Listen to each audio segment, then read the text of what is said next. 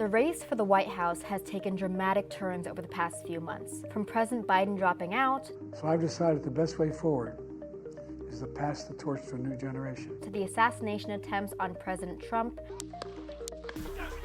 shifting the political landscape and changing the way voters across the country are thinking. But how have these changes impacted the Gen Z vote? To find out, we conducted a follow-up to our spring poll, which was completed before President Biden dropped out, to get an updated look on what's on the minds of Gen Z students at Montclair this election season. The results show that as election day approaches, far more students are planning to vote. I do plan on voting on this election.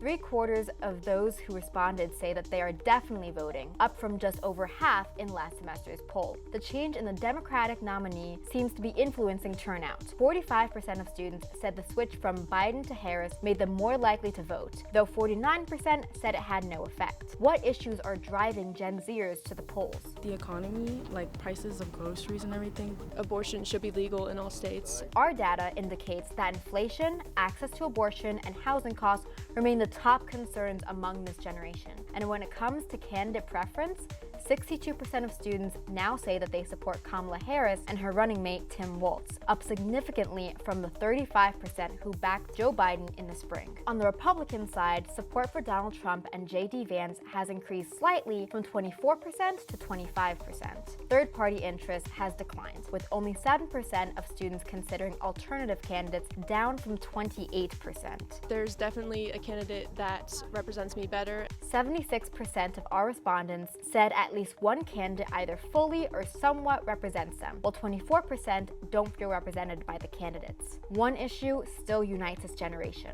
age. It's not like one of those jobs where you can just sit around. 80% of students believe there should be an age limit for candidates running for office.